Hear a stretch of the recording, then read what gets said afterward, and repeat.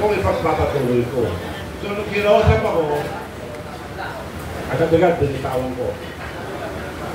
Kung hindi ko binitawan yun, sa akin ang pal. Sa akin lang yung ilusyunan. So, yun, sa kanya yun, Marco. Nung tumakbo sila, ilangin na rin yung ilusyunan. Magkano nilunod? So, kahit ano nun, kung nagamit mo yung data, kahit sabihin mong 1 week. Hindi ko lang po ano nangyari. Ano nun? Ang expiration nun, kung nagamit na yung wala pa? Hoy, wala pa? Maybe we can entertain another question na sir from the... I'll question ko po. Yung pong kaso nyo sa ombudsman, do you think this is personal? Yung kinaso sa yung plunder na about the illegal the overpriced rate of the ng lupa. Sa ombudsman po. Kayo po, okay. Yung plunder na pinahin sa akin para patahimigin na ako. Ano mo na? Madukot. Itatayaw ko lahat ang buhay ko. Hindi totoo yun. Oh. Nasaan yung siya sabi nila na ma-restore ako kayo? Available yun. By November 1, may warrant for arrest na lalabas, sabi nila. Nakatawa na ako dahil wala naman ako ginawa eh. So, kalukuhan yun. Sinasabi ko lang ngayon. Kaya akong buhay ko, hindi totoo yun. Kasi nung matingan nga natin.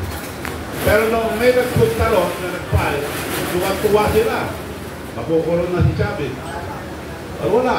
Hanggang ngayon wala naman. So, hindi totoo po yun. Ang nag-file, abogado, suspendido ng Supreme Court ng araw, trabaho niya yan. Siya ulit nag-file sa akin ng panahon ni Erap, siya rin. Kaya na, lalabas na yun. Warriors Tinarpakan Incorporated po ang nag-file. Warriors Tinarpakan Incorporated ang nagsampa ng kaso. Ano yung mga... Association po. Presidente. Hindi po. The name of the organization is Warriors Tinarpakan Incorporated. Nagpakan. Sila po ang nag-file sa inyo ng kaso. Isang babae lang yun. Training na marami siyang members. Walang members yun. Tumakbo ng bike kayo, tapos sa barangay niya. Kung bike kayo, tapos sa barangay niya, parang magiging.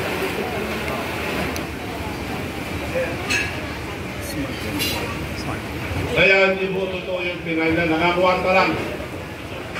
Dati nga yan, kumukuha sa akin ng pera. Ang huli, nagpupunta sa bahay, ang sabi niya, Mayor, magre-resign ako, pwede mo binihin hotel resort ko. Sabi niya, 20 million lang, mura na. Hotel resort, mura yan, ako. Sige, pinunta namin. Nakita ko yung binibenta niya, marinda bahay, naka-encross pa sa ilog. 2 kwarto lang, pagbukas mo yung kwarto maliliit, kama na. Hotel resort. Kalabangan. Oo, yung nag-file. Hindi ko bibili niya sa 20 million. Nagalit na naman sa akin. Yan, file na naman. So you're saying... Ang masama, pagsuyok din natin yung totoo. Kaya dapat kakasuhan ng administrasyon. So sir, are you filing a count? Yes, of course. Kasama dito sila Mayor Salida at sila Vice Mayor Salida doon. Kasama-sama pinailan niya ng kaso. Oo, lahat ang opisyal ng labas. Kaya kanya-kanya kami i-file.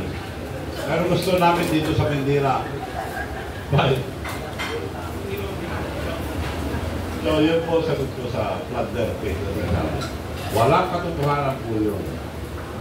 Kung may katotohanan yung mga sinasabi nila, kinakalkal na ako eh. Wala naman silang makalkal.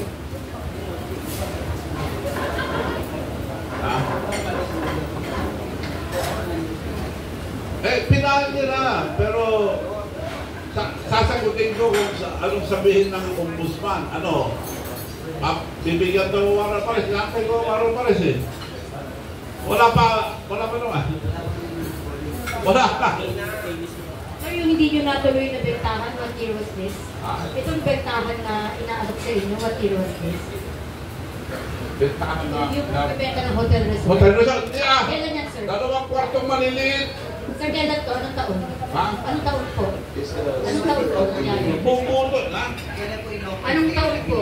Kanya yun, siya nag-offer. Anong year po nag-offer? 10 year lang. Ah, Bumutuloy ako, nabudol lang ako.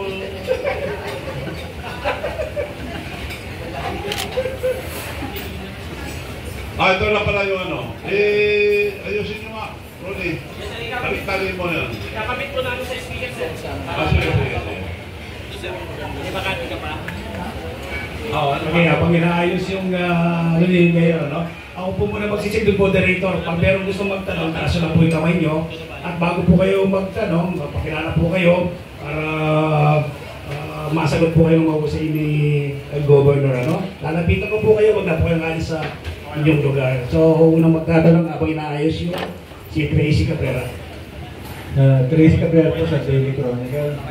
Kamusta daw po kayo? Sabi ng anak niya si Eddie. Mangyayari. Anyway, sabi ni ex-congressman Jing Paras, namimiligo daw po ngayon ng ICI kasi may mga unconstitutional issues about it. Hinambawa na ay yung sinabi nga ni Bongbong Marcos na huwag yung galawin si Martin, hindi nyo pwede isama kasi nga walang ebidensya yan. So, with the great influence of the President, siyempre, the hands are tied ng ICI. Ano reaction niyo po dito? Namimiligro po daw ngayon. Ito, sabi ni Congressman Paras, ex-Congressman Paras, namimiligro ang estado ng ICI dahil nga doon sa mga unconstitutional issues about it. Tama yun. Mabubuo rin sila. Sinabi ko na kanina na walang kwenta yung ICI dahil siya nagsasabi na tanggalin yun. Tanggalin yun. Siya nagpapatanggal na minensyon si Speaker Romualdez. Tanggalin niya. Siya nagpapatanggal eh. So, paano mag-iimbestiga yun? Kaya nga wala mangyayari sa Senate. Wala mangyayari sa ICI na yan. Pinapapunta ko na, matagal na. Yun ang unang-una ko pinapunta. Nahalata ko sa Senate, nilampasan yung Ilocos Norte. Dirensyon lahat ang may flood control. Wala ang Ilocos Norte. Tuloy-tuloy. Asan ang Ilocos Norte? Wala dito, wala. Ay, oo nga pala. Nagsara na yung Senate. Tunaw. Wala na yung investigasyon. Punta kayo doon, ako ICI, punta kayo sa Ilocos Norte, na probinsya ng ating BPM, nandun yung mga kalukuhang ako. Nandun ang mga ghost project, nandun yung mga project na hindi natapos. Wala.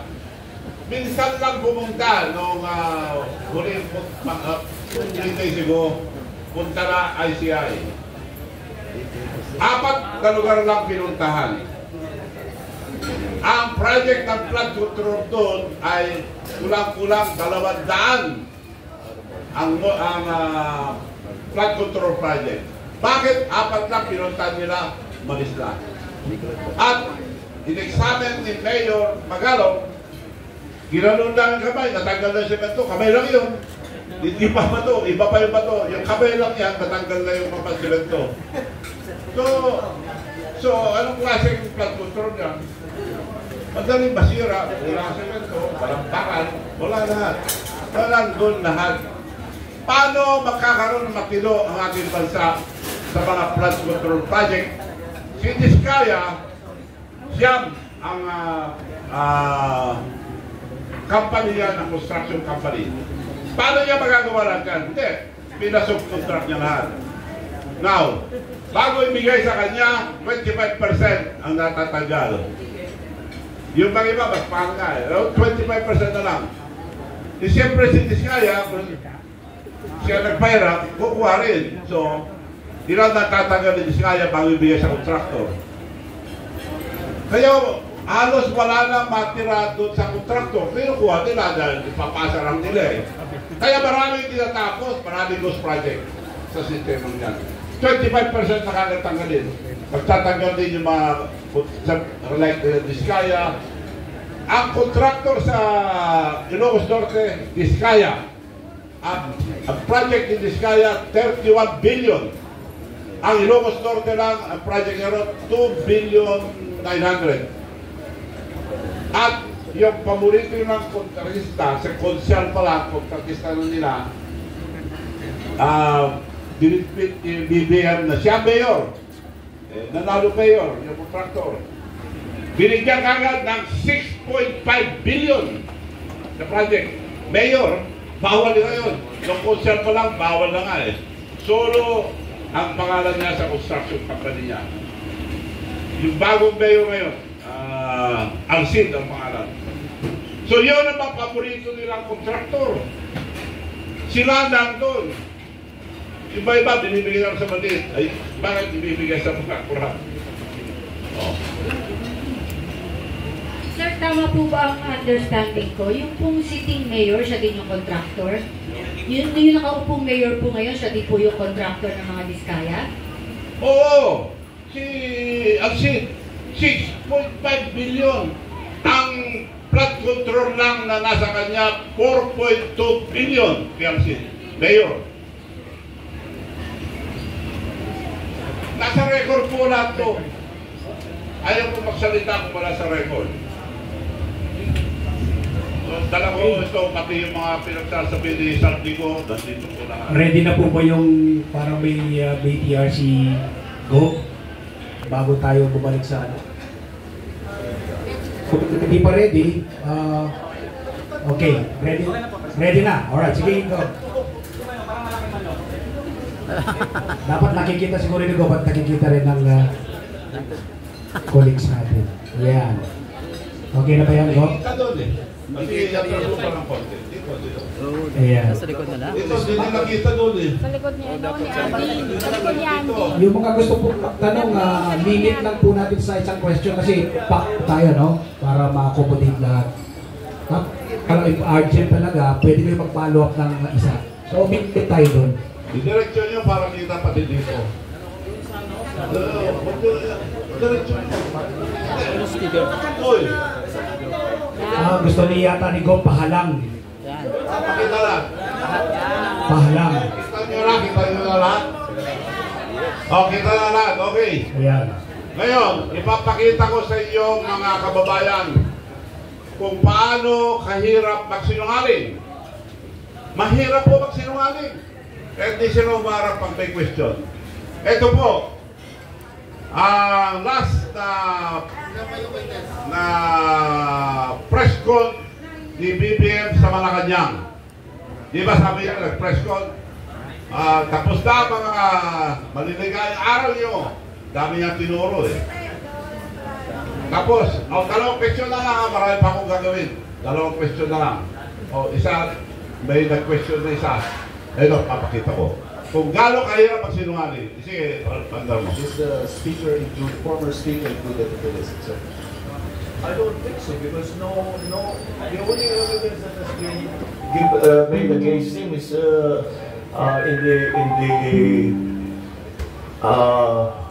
in the Senate. So I don't know. I don't think so because the only evidence that has been made against him is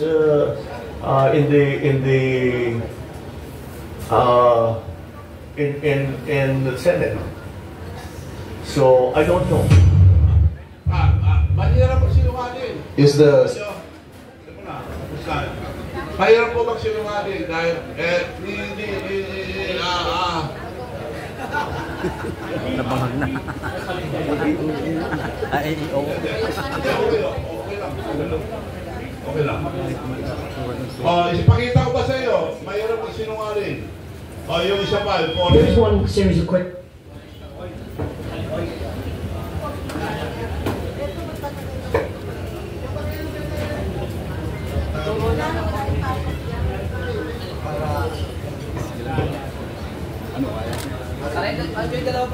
Ah, si Kuya, maliliit pala si Kuya. So, nahihirap ko sinungaling. So, yung isa naman, interview niya. Here's one series of questions that comes up in relation to your father's time, which is of course the question of corruption, which became wholly associated with the Philippines for a long period of time. I think contemporary court judgments acknowledge the atrocities that were committed, but also the plunder of the country's resources. Why wouldn't you want all of that money back in the hands of the Filipino people? Well, the narrative. May I just ask you why that's funny? Why that's funny? I'm asking you a question about the plundering of large sums of money. No, I'm saying that maintains, that idea maintains, because I take exception to many of the assertions that have been made, and I think we have since the cases were filed, the government fell. Cases were filed against me, my family, the estate, etc. And up to now, we have the assertions that were made, we have shown to be untrue. Quite a lot of money, I think 5 billion was already recovered. I guess the question is just this. Iba ang question niya, iba sinasagot. Ang liwanag. Kasi itong si BBM, nagsisinungaling. Nung narinig nyo nga, sabi ko nga sa inyo, nagtuturo. Malinis na tao, gusto niya malinis siyang tao. Talagang malinis, dahil palagi naghuhugas ng kamay. Eh, pakita mo ulit yung walang isang salita, si BBM. Good morning, Mr. President. What is your position on the plan of the International Criminal Court to investigate former President Rodrigo Duterte over his war on drugs? My position hasn't changed, and I have stated it often, even before I took office as president, that there are many questions about their jurisdiction and what we in the Philippines regard as an intrusion into our internal matters and a threat to our sovereignty. So, no, I do not see what their jurisdiction is. I feel that we have in our police and our judiciary a good system. We do not need assistance from any outside entity. The Philippines is a sovereign nation, and we are not colonies anymore of these former imperialists. So that is not something that we consider to be a legitimate judgment. Ito yun, ha? Ayaw niya di siya naniniwala sa ICC. Naniwala, sinabi niya, di ako naniniwala niya sa ICC. Ay, pakita mo ngayon. At iba na. Namimilit na sila sa tao.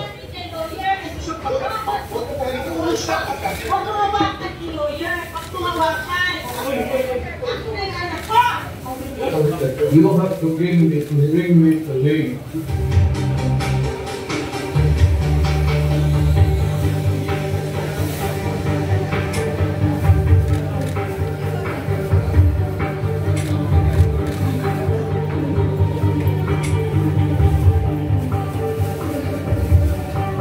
You don't just have to pay. Kung hindi ako papayag, kung kakampi ka dyan sa mga puti, you better go back to them, have the legal, I am a citizen of this country, a former president, and you show me a piece of paper, and you ask me,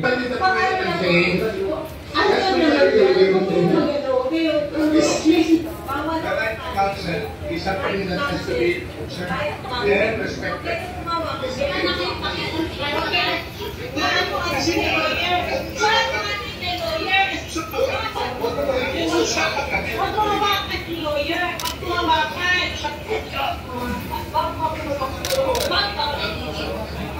Yung mga... Huwag po hawakan yung nanay mo! Tanungin ko kayo, anong kasalanan ko? Tatanong nga. Dito, nandito ka kaya dito, tanungin kita, anong kasalanan ko?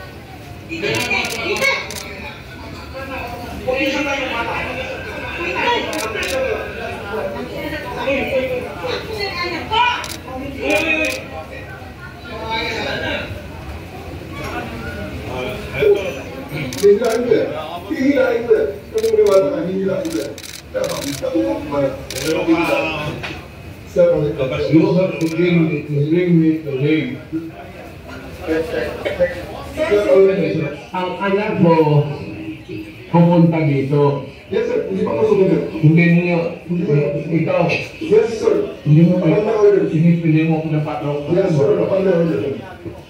Sabi ko, ang abogado ko, ang anak ko na babae. They can visit you at your detention center.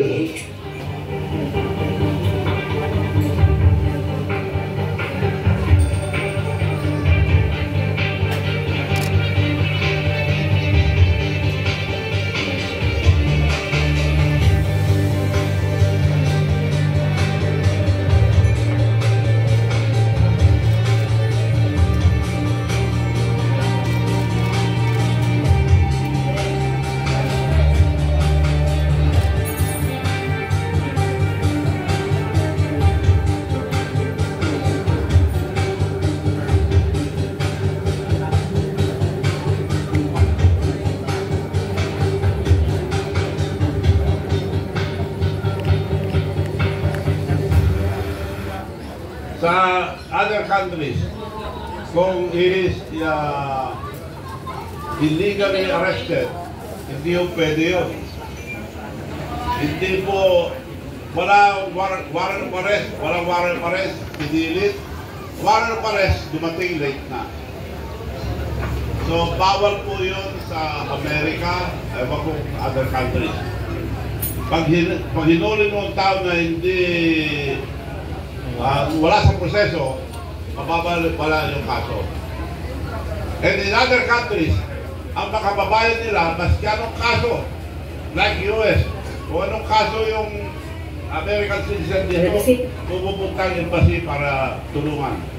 Dito sa ating bansa, pinapadala sa ibang bansa. So, di ba sinabi ni Presidente, di ba naman ang sinabi niya, nakontra niya sinabi niya na hindi siya naniniwala sa ICC. Ito naman si Ter Castro, tignan natin itong official spokesperson ng Malacanang. Sino siya nung araw? Sino mo nga? Talaga si PBBM, grabe ka naman. First time ko siyang nakitang ganyan. Oo, grabe. May pangiti-ngiti pa. Grabe ka, PBBM. Alaskador. Nang aalaska na siya. Nang bingiti. Diba? Pero, sober. Walang mura yan. In fairness, mga kapatid. In fairness, walang mura. Pero grabe ka, PBBM.